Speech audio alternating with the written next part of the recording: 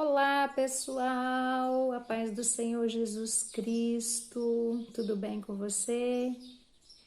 Estamos aqui para dar continuidade ao nosso estudo do Evangelho segundo escreveu Mateus, um dos evangelhos sinóticos, que o Senhor deixou registrando todas as atitudes do Senhor, grande parte das atitudes do Senhor sobre essa terra, para nos mostrar a sua essência, a sua maneira de pensar, comparações com o reino de Deus, como o reino de Deus funciona, como o Senhor pensa, como Ele age.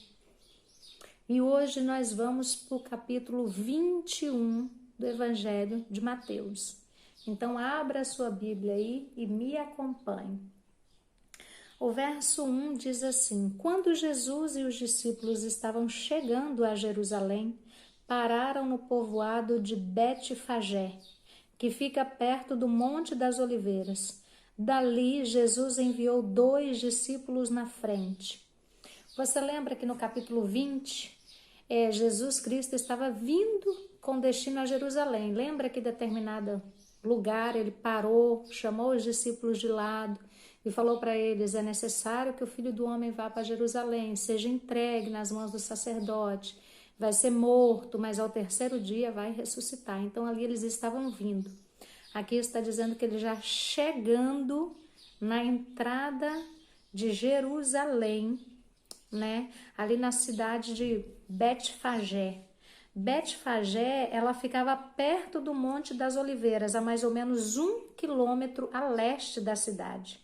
O Monte das Oliveiras ficava a leste da cidade de Jerusalém, do outro lado do Vale do Cedron.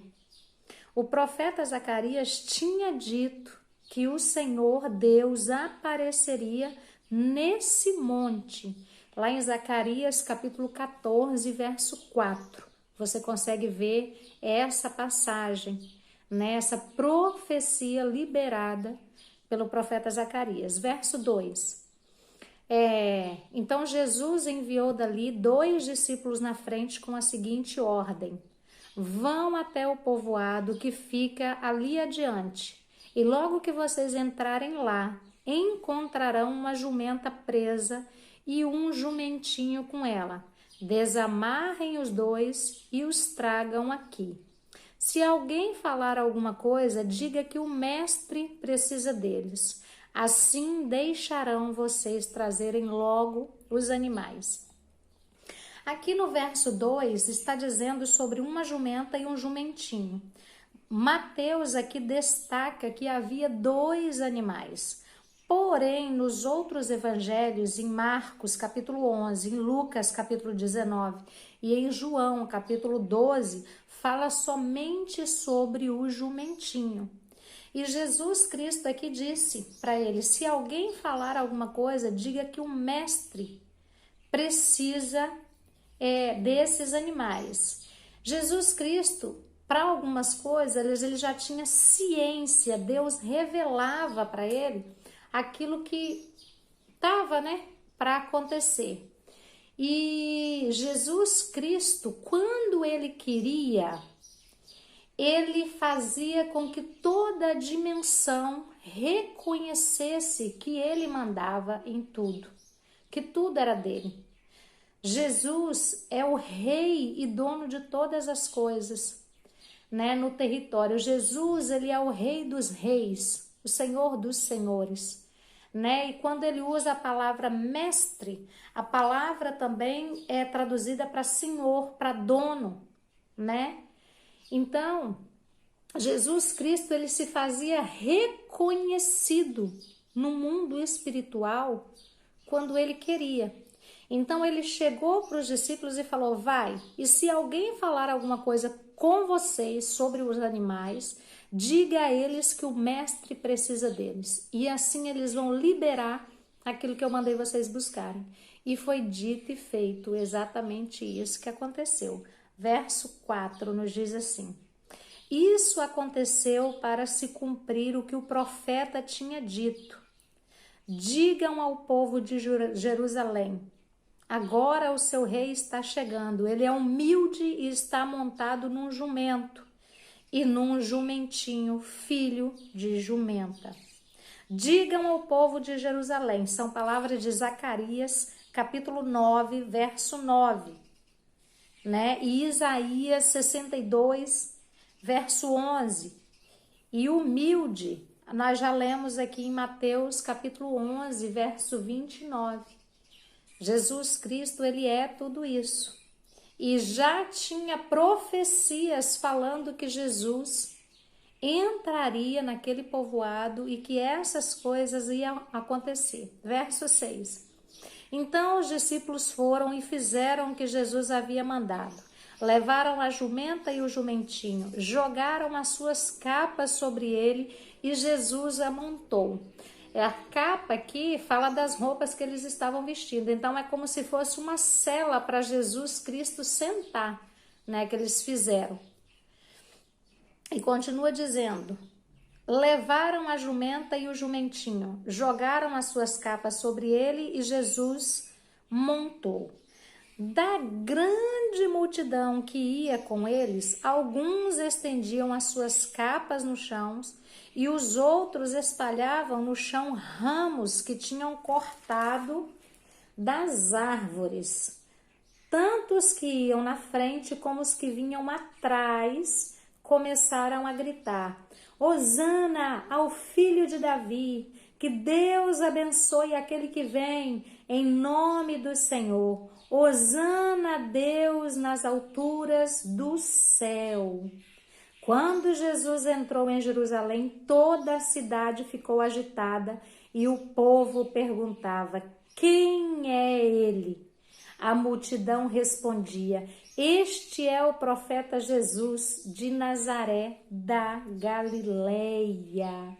Então, essas pessoas, elas fizeram tipo um tapete para Jesus passar sobre o jumentinho, né? Então Jesus, o jumento, ali o jumentinho, a jumenta, eles não pisavam no chão, se tivesse poça d'água, se tivesse alguma coisa, não, eles passavam em cima daquele tapete que fizeram para ele.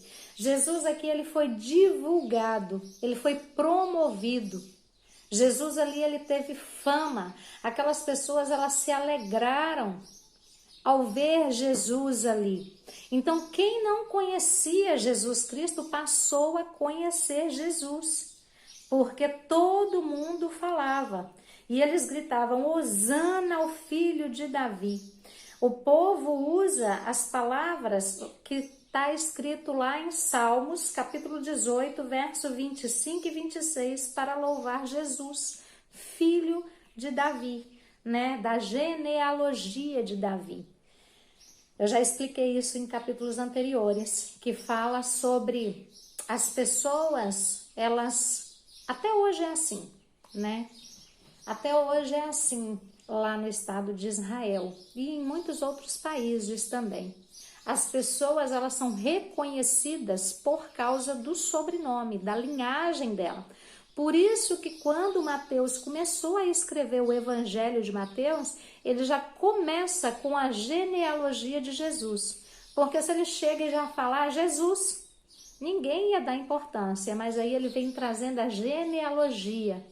Quem foram os antepassados, porque para eles lá tem muito valor, muito significado e muita importância de que família você é, né? Verso 12, diz assim: Jesus entrou no pátio do templo e expulsou todos os que compravam e vendiam naquele lugar. Derrubou as mesas dos que trocavam dinheiro e as cadeiras dos que vendiam as pombas. Jesus Cristo aqui, ele fica irado, ele fica irado. Mateus aqui, ele não dá muita ênfase, ele não dá muita informação. Mateus, ele não é tão detalhista quanto aos outros evangelhos. Outros evangelhos relatam que Jesus pegou um chicote e chicoteou todo mundo ali, virou mesa e virou cadeira e gritou, colocando todo mundo para correr dali do templo, porque Jesus ficou irado quando ele viu o que estava acontecendo no templo, que deveria ser o lugar de adoração a Deus. Verso 13 diz assim: ele lhes disse, nas escrituras sagradas está escrito que Deus disse o seguinte: a minha casa será chamada de casa de oração, mas vocês as transformaram num esconderijo de ladrões. Então Jesus aqui, ele ficou muito irado, muito nervoso, porque essas pessoas, elas não estavam indo ali adorar a Deus, elas não estavam indo ali entregar o melhor para Deus, não, elas estavam indo ali para poder fazer dinheiro. Por que Jesus diz assim, ó, nas escrituras sagradas está escrito que Deus disse o seguinte: a minha casa será chamada de casa de oração. Então o templo era um lugar onde o povo levava as suas ofertas, os seus sacrifícios para entregar a Deus. Oferta da colheita, oferta da festa das barracas. Então eles sempre faziam festas ali e ofertavam a Deus. Mas as principais ofertas eram sangue de animais, porque antes de Jesus Cristo vir e derramar o seu sangue, rasgar o véu do tabernáculo, que fazia separação entre o homem e Deus, era necessário sacrifícios de animais, sangue, para que Deus respondesse à oração das pessoas e perdoasse pecados, abençoasse, etc. e tal. Então, no átrio do templo, no altar, era levado esses sacrifícios, esses animais. E o que estava acontecendo? Pessoas estavam indo para ali para poder vender os animais. Essas pessoas fizeram um comércio. Quando Jesus chegou ali, ele viu o comércio de animais. Essas pessoas, elas queriam fingir que estavam adorando a Deus. Ao invés da pessoa trazer da sua casa, da sua propriedade, dos seus bens, não. Elas iam ali, compravam um animal qualquer, às vezes até um animal aleijado, para dar para Deus, para fingir que estavam adorando a Deus. As pessoas estavam falsificando a adoração a Deus. Porque o que é que o Senhor nos ensina? Quando essas pessoas iam para o templo, todas elas levavam ofertas ao Senhor, primícias da sua casa para Deus. Antigamente elas levavam animais, elas levavam primícias dos seus alimentos, das suas colheitas, né? Hoje em dia a gente entrega a Deus 10% de todo o dinheiro que nós recebemos. Esse é o dízimo, a ordenança de Deus, né? Nós entregamos a Deus esse dinheiro porque nós reconhecemos que tudo nos foi dado por Deus, vem de Deus para a nossa sobrevivência. Então nós devolvemos o dízimo, os 10%, e consagramos a Deus os 90% que ficou para nós. Quando nós consagramos esses 90% a Deus, quando nós entregamos, devolvemos o 10%, e nós consagramos os outros 90%, o devorador, ele não tem poder de acabar com as nossas finanças. Ele não tem poder de destruir, entrar e destruir as nossas finanças. Então, dizimar é uma forma de proteger, de consagrar as nossas finanças. Porque não existe outra forma de consagrar e proteger a nossa finança do que entregar o dízimo. A palavra do Senhor nos diz que quando entregamos o nosso dízimo, esses dízimos repreende o devorador, o migrador, a oruga, o pulgão, tudo aquilo que destrói é impedido de chegar e destruir por causa da sua fidelidade, por causa do seu reconhecimento. Então, Dízimo é isso, oferta é aquilo que você entregava voluntariamente e entrega até hoje a Deus. Você sentiu no coração de dar uma oferta a Deus e aí você vai dar essa oferta a Deus. Então as pessoas levavam essa oferta, mas essa oferta tinha que ter um significado.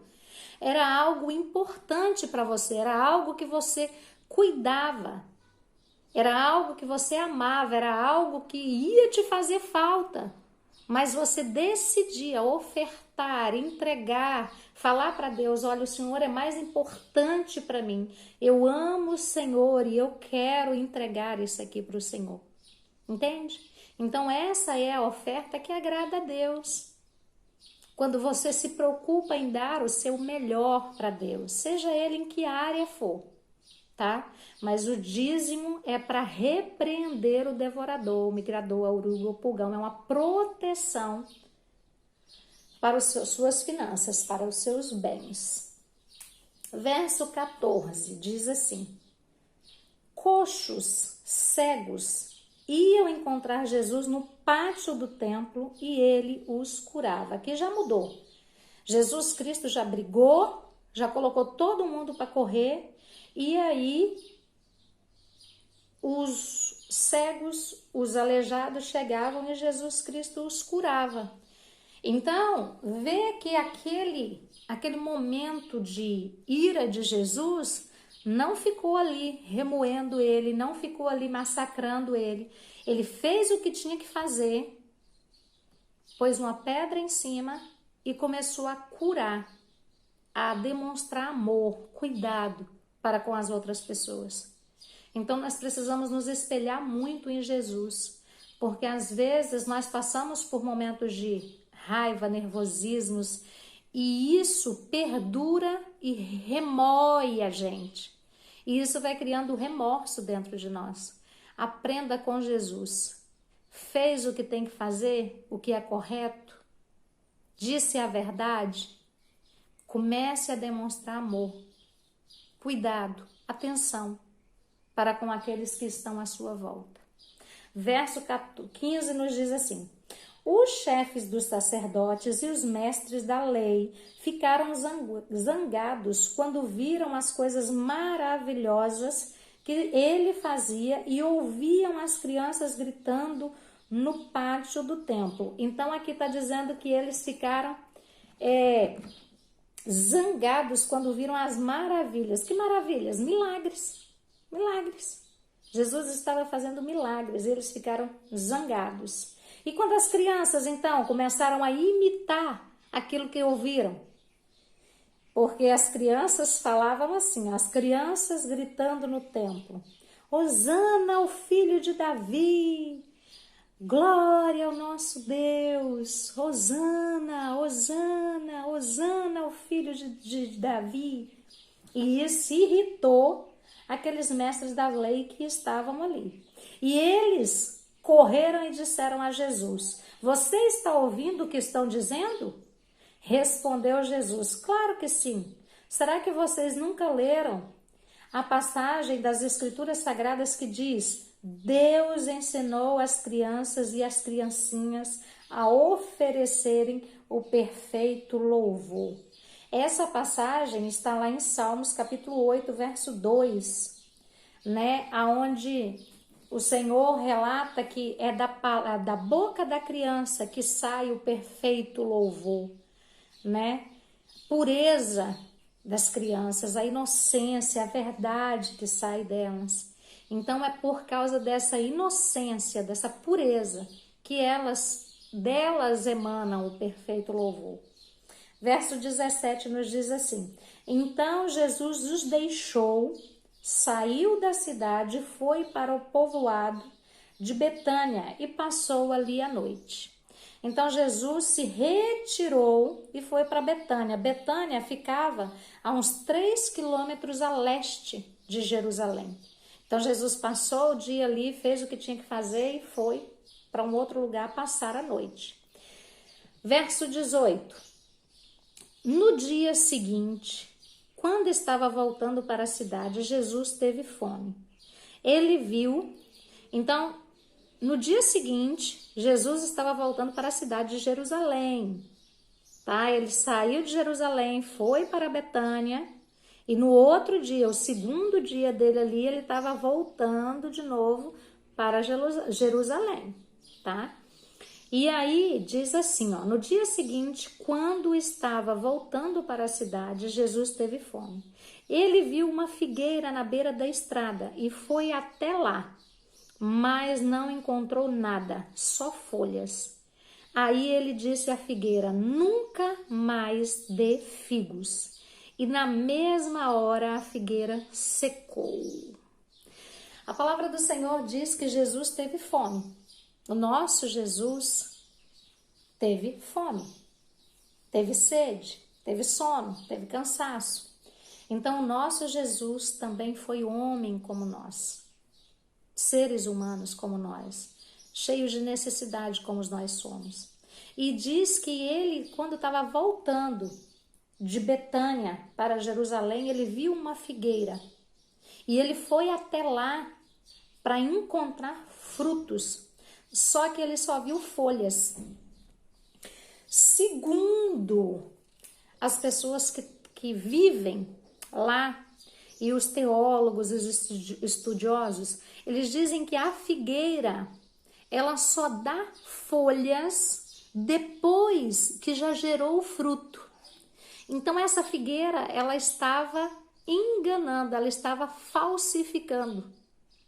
Ela estava como aquele povo que ia ao templo, mas estava oferecendo uma adoração falsificada para Deus. Essa figueira também, ela pulou etapas e ao invés dela dar primeiros frutos, para depois dar as folhas, a palavra diz que ela só tinha folhas, mas não tinha frutos. E aí Jesus, naquele momento, na frente dos discípulos e de todos ali, disse para ela: nunca mais dê figos. E na mesma hora, naquele mesmo instante, a figueira secou. Imagina aquela figueira na frente daqueles homens, ela começou a ficar seca, craquelenta. Ela morreu ali, na hora, naquele mesmo instante. E isso também remete para a nossa vida. Nós somos galhos enxertados na videira. A palavra do Senhor diz que aquele que não dá fruto será cortado e jogado no inferno, no fogo ardente, que é o inferno. Então nós precisamos ver se nós estamos dando frutos para o Senhor.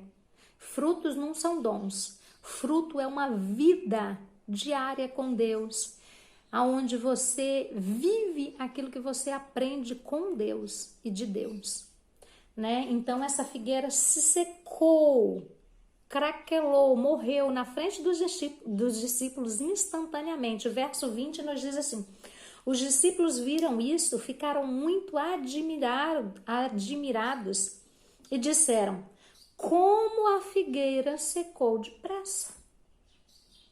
Eles viram que a figueira secou na frente deles. E Jesus vai declarar para eles que eles ficaram admirados, mas eles também receberão o poder que está sobre Jesus. Porque aquilo que eles ligarem na terra será ligado no céu. E esse poder de maldizer algo também vai vir sobre eles. Então, por isso que nós temos que ter muito cuidado quando nós abrimos a nossa boca para amaldiçoar. Verso 21. Então Jesus disse: eu afirmo a vocês que isso é verdade. Se tiverem fé e não duvidarem, vocês poderão fazer a mesma coisa que eu fiz com esta figueira. Então, está condicionado. Se tiverem fé e não duvidarem.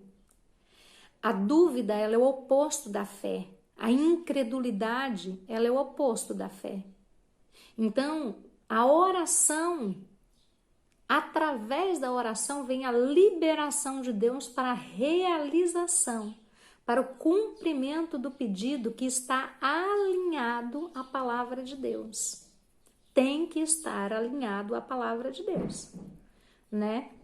E ele continua dizendo: e não somente isso, Mas vocês poderão dizer a este monte: levante-se e jogue ao mar, e isso acontecerá. Se crerem, receberão tudo o que pedirem em oração. Então, tudo aquilo que nós pedimos em oração, estando alinhado com a vontade, com o querer de Deus, vai se realizar. E por isso que a gente precisa ter consciência daquilo que a gente pede, daquilo que a gente fala, porque vai se realizar. Então, muito cuidado com aquilo que você pede ao Senhor. É lógico que tem muitas coisas que a gente pede e não vai se realizar nunca, porque a gente não sabe como pedir, e às vezes pede coisas que não está alinhado com a palavra do Senhor, não é para benefício de muitos, às vezes é só benefício próprio, né? Para a sua própria condenação, destruição, e isso Deus não vai dar. Verso 23 nos diz assim: Jesus chegou ao templo e quando já estava ensinando, alguns chefes dos sacerdotes e alguns líderes judeus chegaram perto dele e perguntaram: com que autoridade você faz essas coisas? Quem lhe deu essa autoridade? Então esse é o segundo dia. Jesus já tinha vindo ontem, já tinha botado todo mundo para correr.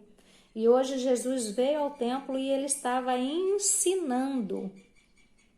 Ele estava ensinando e alguns chefes dos sacerdotes e alguns líderes judeus chegaram perto dele e falaram assim: quem te deu autoridade para poder estar pregando, para poder estar trazendo a palavra de Deus? E aqui Jesus usa de estratégia para conduzir a conversa para aquilo que ele quer, para trazer a realidade para aquele povo de que quem deu autoridade para ele, ele não ia revelar, não era tempo, não era momento. E Jesus, no verso 24, diz assim: Jesus respondeu: eu também vou fazer uma pergunta a vocês. Se me derem a resposta certa, eu direi com que autoridade faço essas coisas. Respondam: quem deu autoridade a João para batizar? João Batista, lembra o que veio antes dele? Então, esse. Respondam: quem deu autoridade a João para batizar? Foi Deus ou foram as pessoas? Jesus Cristo aqui colocou eles enrolado. Porque se eles falassem uma coisa, eles iam dizer claramente que criam em Deus. E se eles não dissessem, aquelas pessoas que estavam ali, que provavelmente tinha muitos que seguiam a João, iam partir para cima deles. Então, vamos ver o que eles fizeram. Aí, verso 25 ainda. Aí eles começaram a dizer uns aos outros, não responderam a Jesus, mas disseram uns aos outros: se dissermos que foi Deus, ele vai perguntar: então por que vocês não creram em João? Mas se dissermos que foram pessoas, temos medo de que o povo possa fazer, pois todos acham que João era profeta. Então quer dizer, eles se anularam porque eles não são bobos, né? Porque eles já falaram. Se foi Deus, por que nós não cremos nele? Se dele veio a palavra de Deus. E se nós falarmos que foram as pessoas, eles vão reconhecer que ele era profeta. Então, de um jeito ou de outro, eles estariam numa enrascada. E Jesus Cristo aqui foi cheio de estratégia e foi driblando esse povo malicioso. Verso 27. Por isso responderam: não sabemos. Então eu também não digo com que autoridade faço essas coisas, disse Jesus. Entendeu? Se você não tem resposta para mim, eu também não tenho para você, porque eu não tenho que te dar satisfação. Mais ou menos assim que Jesus ali falou. E aí ele começou a contar uma parábola, porque Jesus ele fazia muitas parábolas, né? Verso 28, Jesus continuou: o que é que vocês acham disso? Certo homem tinha 2 filhos. Ele foi falar com o mais velho e disse: filho, hoje você vai trabalhar na minha plantação de uvas. Ele respondeu: eu não quero ir. Mas depois mudou de ideia e foi. O pai foi e deu ao outro filho a mesma mensagem. E esse disse: sim, Senhor, mas depois não foi. Qual deles fez o que o pai queria? Perguntou Jesus. E eles responderam: o mais velho. Então Jesus disse a eles: eu afirmo a vocês que isso é verdade.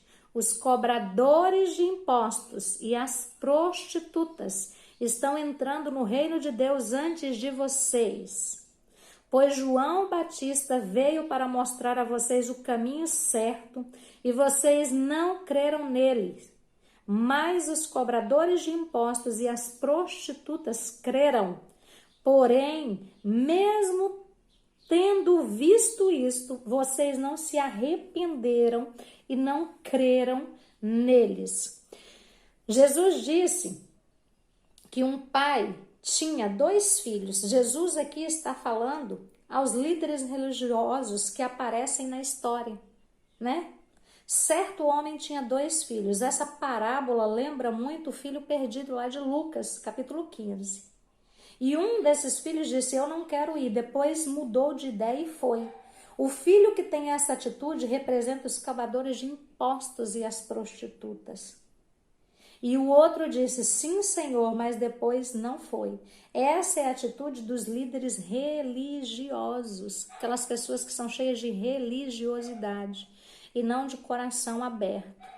E ele contou essa história e depois ele disse: qual dos 2 fez o que queria? Ele falou: o filho mais velho, né? O que foi.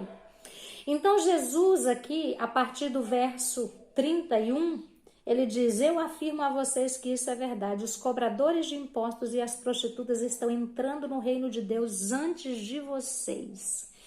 Por que vocês? Essas pessoas, elas eram herdeiras, elas faziam parte das 12 tribos de Israel. Então, eles eram herdeiros de propriedade, povo, né, adquirido, linhagem de Adão, linhagem de Isaac, linhagem de Jacó, né? Então essas pessoas são as pessoas que Deus deu a elas já o direcionamento. Vocês são herdeiros, vocês vão receber. Porém, eles estavam deixando para depois. E aí Jesus diz que as prostitutas e os cobradores de impostos estavam entrando antes deles no reino do céu. Por quê? Porque estava havendo arrependimento e eles estavam crendo. Quando nós não nos arrependemos, não tem como o Senhor fazer a boa obra em nós. É necessário arrepender dos nossos pecados e crer na palavra do Senhor. Eu já falei isso em capítulos anteriores. João Batista, ele veio pregando o arrependimento. Depois, Jesus continuou pregando o arrependimento. E aqui Jesus também fala: pois João Batista veio para mostrar a vocês o caminho certo e vocês não creram nele. Vocês não crerem. O dever de crer é meu e seu. O dever de decidir e escolher o Senhor é meu e seu. Aí ele continua dizendo: mas os cobradores de impostos e as prostitutas creram. Porém, mesmo tendo visto isso, vocês não se arrependeram. Então é necessário se arrepender e depois crer. Primeiro tem que haver sim o arrependimento. Sem arrependimento não existe espaço para mudança, para transformação, para rendição, para quebrantamento. Ok? Verso 33. Jesus disse: escutem outra parábola. Certo agricultor fez uma plantação de uva e pôs uma cerca em volta dela. Construiu um tanque para pisar a uva e fazer vinho, e construiu uma torre para o vigia. Em seguida, arrendou ou alugou a plantação para alguns lavradores e foi viajar. Então, Aqui o próprio lavrador, o próprio dono de tudo, o próprio agricultor aqui, é o próprio Deus. E Jesus é o Filho, tá? Jesus é o Filho. Vai dizendo assim, ó. Arrendou, que é alugou, né? A plantação para alguns lavradores e foi viajar. Quando chegou o tempo da colheita, o dono mandou alguns empregados a fim de receber a parte dele, porque era assim. Ele alugava, né, o determinado espaço para alguém, colocava as pessoas ali e no tempo determinado ele vinha receber. Não era recebimento de dinheiro, era comparação, como se fosse um meieiro hoje, né? Você vai trabalhar nessa terra e você vai me dar 40% daquilo que você cultivar, né? Então, na época certa do cultivo, terminou, eu venho para poder buscar a minha parte, como recebimento. Beleza? Beleza. Então, era assim que era combinado. Verso 34. Mas os lavadores... verso 34. Quando chegou o tempo da colheita, o dono mandou alguns empregados a fim de receber a parte dele. Mas os lavradores agarraram os empregados, bateram num, assassinaram outro e mataram ainda outro a pedradas. Aí o dono mandou mais empregados do que da primeira vez, e os lavradores fizeram a mesma coisa. Depois de tudo isso, ele mandou o seu próprio filho pensando, o meu filho eles vão respeitar. Mas quando os lavradores viram o filho, disseram uns aos outros, esse é o filho do dono, ele vai herdar a plantação. Vamos matá-lo e a plantação será nossa. Então aqui o próprio Deus, ele enviou várias pessoas antes. Aqui Deus, Jesus Cristo está fazendo uma referência a tudo que Deus fez, os planos que Deus fez. Deus mandou profetas, Deus mandou juízes, Deus levantou reis e as pessoas não creram, não aceitaram, não se voltaram, né? E aí Deus mandou o seu próprio filho, achando que eles iam respeitar o filho. Mas eles olharam e falaram, esse é o filho do dono, ele vai herdar a plantação. Então vamos matar ele e a plantação será nossa. Porque nós já matamos os profetas, já matamos os juízes, agora vamos matar o filho e aí não vai ter ninguém para herdar aquilo que nós estamos possuindo. Pessoas más, e foi o que fizeram com Jesus. Verso 39. Então agarraram o filho e o jogaram para fora da plantação e o mataram. Aí Jesus perguntou, verso 40. E agora, quando o dono da plantação voltar, o que é que ele vai fazer com esses lavradores? Jesus não deu a resposta. Jesus perguntou para eles. O dono da lavoura, da plantação, ele vai voltar.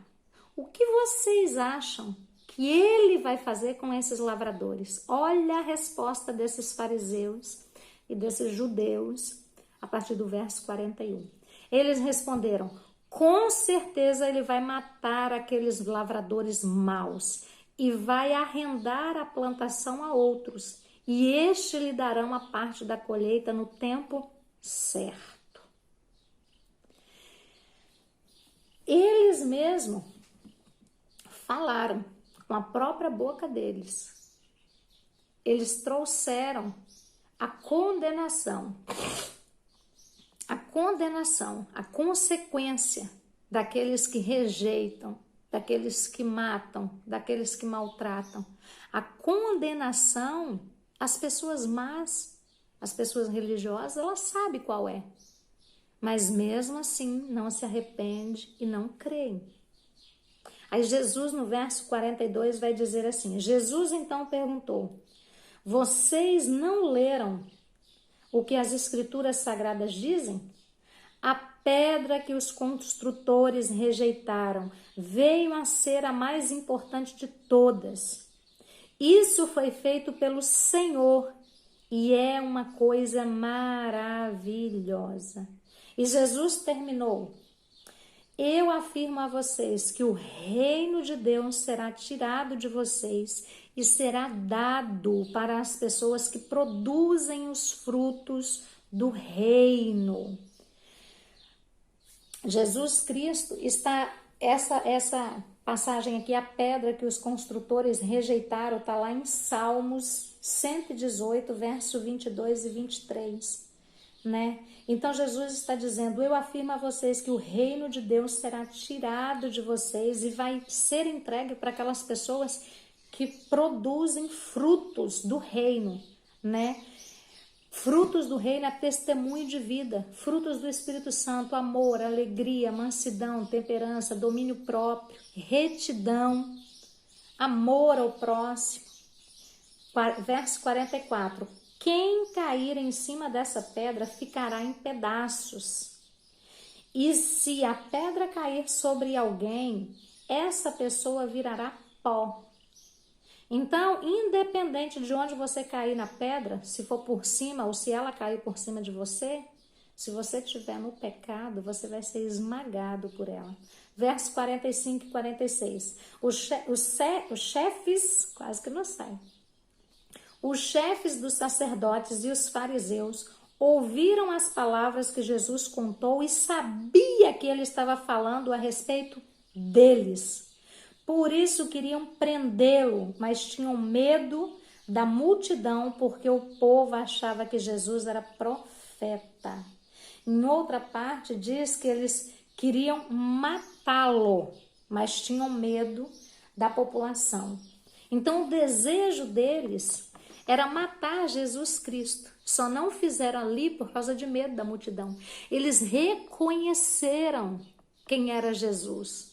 Mas ao invés de acender neles o temor, o amor, a rendição, a entrega, o que acendeu neles foram o ódio. Jesus, ele sabia que eles não queriam nada com Deus.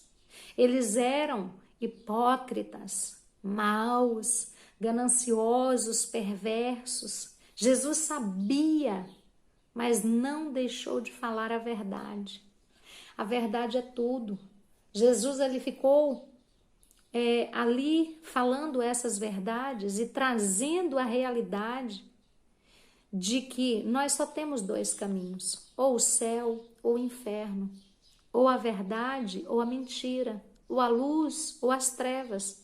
Nós não temos uma terceira opção, nós só temos duas opções.